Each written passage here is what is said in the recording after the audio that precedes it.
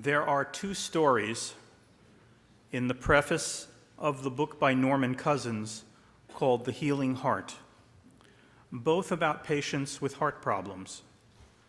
One patient was a middle-aged librarian. She had a narrowing of the valves on the right side of her heart, the tricuspid valve. This caused her some problems, but she was able to maintain her job and do household chores. One day, when she was getting a checkup at the hospital, the chief cardiologist came in with his team, greeted her warmly, for he had been treating her for 10 years, and examined her. He turned to the doctors and said, "This woman has TS." And then he left. As soon as he had left, the doctors noticed an abrupt change in the woman's demeanor. She appeared anxious and frightened. She began to breathe rapidly, hyperventilating. Her pulse accelerated, and her lungs began to fill with fluid. When one doctor asked her the reason for her upset, she replied that she knew that TS meant terminal situation. And even though he explained to her that she had misinterpreted the words, it did not help. TS actually stands for tricuspid stenosis. He was unable to contact the chief cardiologist to reassure her, and later the same day, she died of heart failure. The second story is about a man who had suffered a heart attack from which there appeared to be very little hope of recovery. At morning rounds, the doctor in charge commented to the attending staff that this man had a wholesome, very loud, third sound gallop. Now, in lay terms, this is a poor sign and denotes that the heart muscle is straining and usually failing.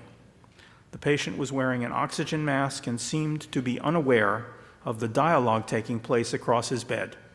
But slowly and unexpectedly, he improved and was eventually discharged from the hospital. Some months later, at a follow-up examination, he told his doctor, "I not only know what got me better, but even the exact moment it happened. I was sure the end was near and that you and your staff had given up hope. However, you entered with your troops, you listened to my heart, and seemed pleased with the findings.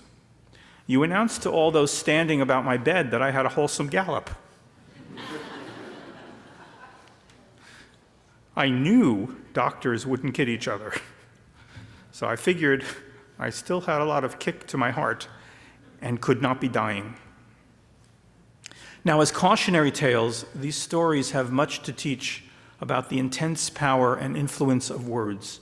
We must be very careful of what we say and where we say it, for each of us has the power to create and destroy the lives around us. Consider this. One person died and the others survived because they didn't understand what they heard. In both cases, it was their response that determined their fate. We have this same choice before us today. Our fate will be determined by how we respond to words. Who will live and who will die? Who will be enraged and who will resolve that rage? Who will become a victim and who will be courageous enough to escape a toxic dynamic? Who will remain broken and who will become whole? In a very real sense, on this day, in this hour, at this moment, we are all combating diseases of the heart. Our responses will also determine the fate of those we love. When we, by ignorance or will, misinterpret the messages given by those most dear to us, we devalue them. When we overreact without thinking or prioritize our own self-centered needs over their legitimate concerns, we show them there is no place for them in our hearts. When we pursue self-destructive paths, we weaken the bonds of affection and force them to find resilient strength, hindering their ability to support us. Are we here to affirm our part in the dynamic process of atonement and forgiveness, or are we here to mouth the words and go home to lunch? If these days have any meaning for us, although we have been hurt and wronged, although we have been sinned against, if we are true members of this faith community, we must accept the possibility of reconciliation. Atonement is the path through which the individual consciously recognizes weakness. Forgiveness is the community's realization that tensions can be resolved. That is the true message of these days. We will determine our future by our present reactions. There are times when we will feel wronged, betrayed, deceived, and humiliated. It would be unhealthy not to react against the outrage, but limits need to be set to the emotional punishment such resentments and anger, however justified, can inflict on us. Certainly, we ought not to grant others the right to give us ulcers. But the easiest way to deepen a grievance is to cling to it. Our response determines our future: patience or aggression, understanding or self-righteousness, alienation or intimacy. We too often see ourselves as the victims and are more concerned with being right and winning the fight. But I tell you, being right is overrated. How many marriages are destroyed because someone always has to be right? How many families are destroyed because the need to be right outweighs the need to be a family? And how many communities are disjoined because there always has to be a winner? It's not easy. Appropriate response is hard.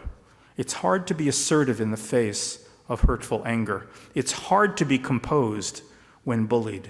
Proper response requires self-discipline, but more importantly, it requires and demands self-respect.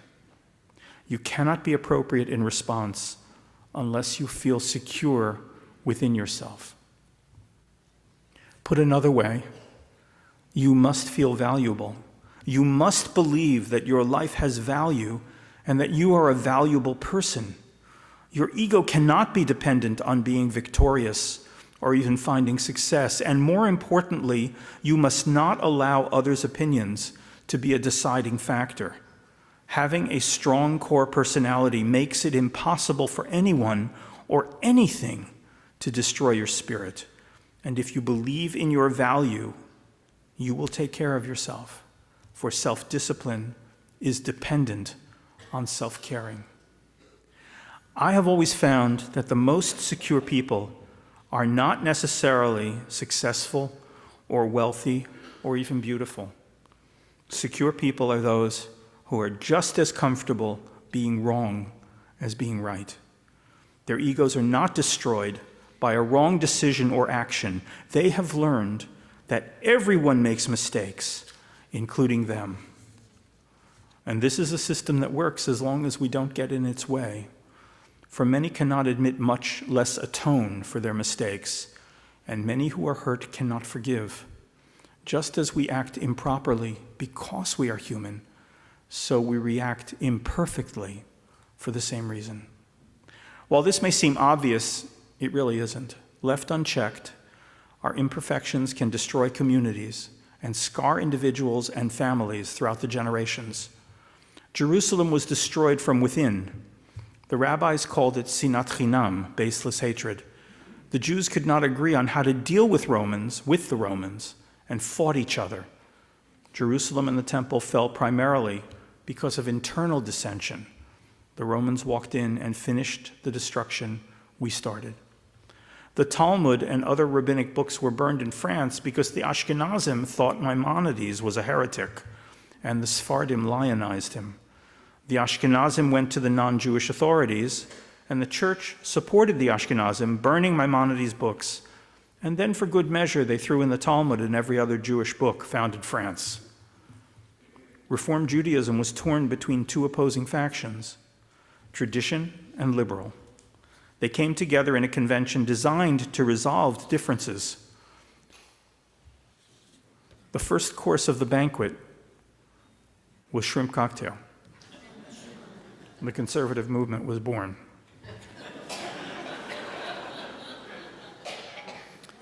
And in our personal quest for success, we often leave ruins behind us. To some, success is a life without fear, being able to conquer emotions and be prepared for whatever life brings. But they mistake disconnection with courage. You cannot be courageous when you are emotionally removed from life. Courage is not the absence of fear, but the capacity to go ahead in the very direction of which you are afraid. You have to feel to be brave. If you face life without fear, you are not facing life, you are denying it. And some define success as always being right. They sail through life believing that winning arguments is success and losing them betokens failure. They easily see the flaws in everyone else, but are blind to who and what they are. Families disintegrate, tensions building for years that were never resolved. It just takes one spark and the conflagration begins. Everyone joins in. Everyone takes sides. People who have shared the most intimate experiences, laughed and cried together. They cannot bridge the gaps they create and live with the voids for the rest of their lives. But I have witnessed miracles in my life, miracles that change lives for all who experience them. I have seen people filled with anger finally realize the true effect of such aggressive responses. I have watched them as they recognize the futility of fighting for control, and I have shared in the recognition gained when they finally understand whom they are really hurting.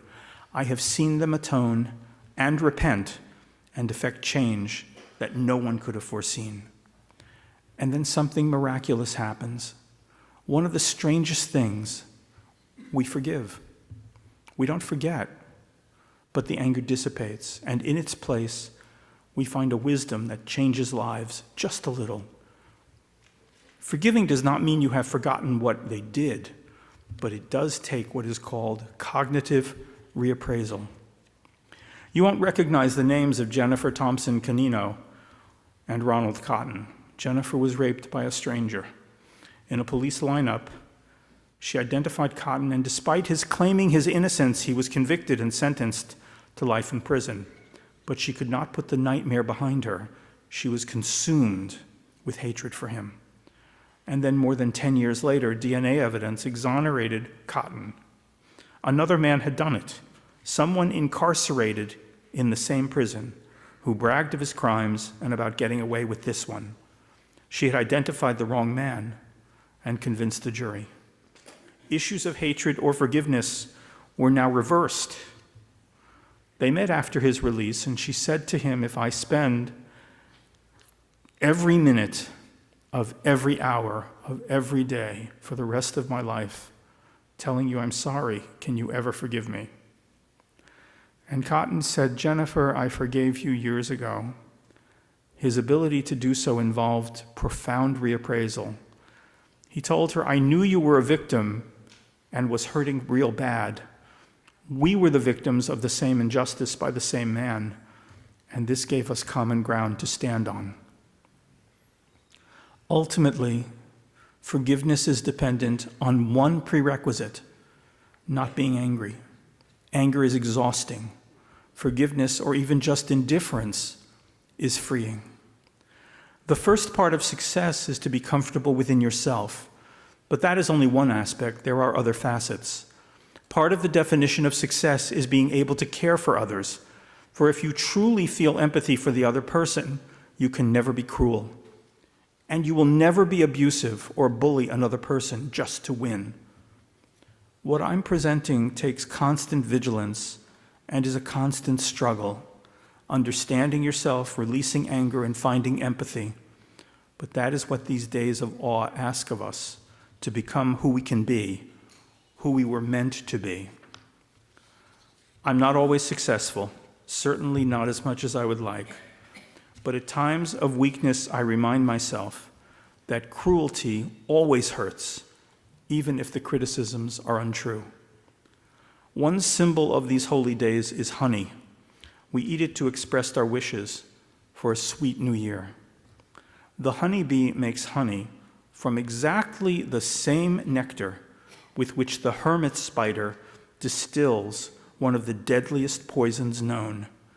The real question of this day is, what will we carry out of this service, honey or poison?